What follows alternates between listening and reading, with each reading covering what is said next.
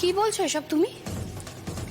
একটু আগেই তো তুমি বলছিলে যে আমরা মানে ছেলেরা মেয়েরা সবাই নাকি সমান, আবার এখন বলছো যে কারোর পার্টিতে যাওয়ার অধিকার নেই, মানে মেয়েদের পার্টিতে যাওয়ার অধিকার নেই।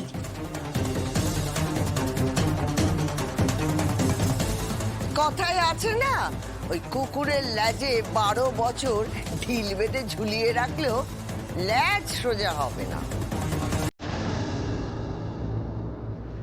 বাবা, তুমি চাও না আমরা যাই?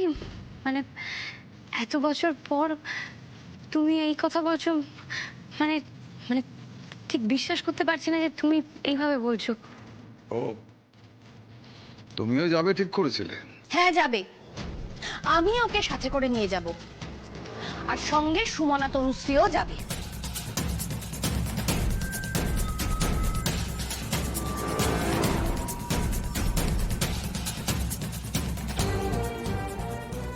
আমি বলি কি, এত কষ্টের পর এই বাড়িতে একটু শান্তি ফিরেছে।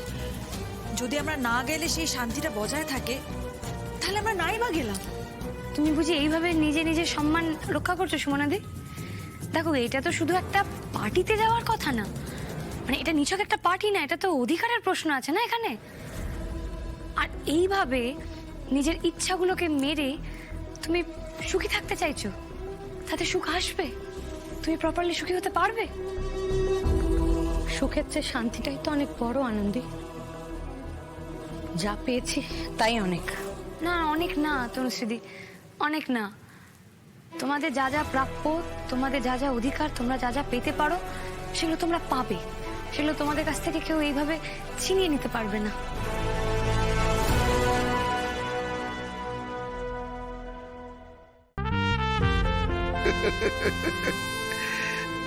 তুমি হাসছো কেন? এই কথাগুলো আবার সবাইয়ের কানে যাক, এটাই তো চেয়েছিলাম।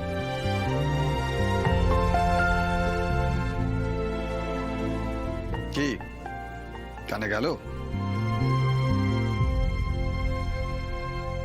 তুমি এসব কথাগুলো এমনি এমনি বলছিলে তার মানে? এমনি এমনি বলিনি, উদ্দেশ্য তো একটা ছিলই।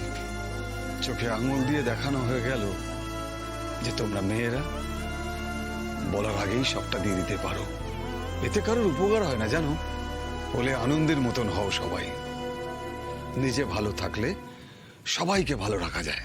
না মানে তাও আমি কিন্তু বলেছিলাম যে তুমি এই কথাগুলো বলছো, ঠিক মানে মেনে নিতে পারছি না, ভয় পেয়ে গেছিলাম।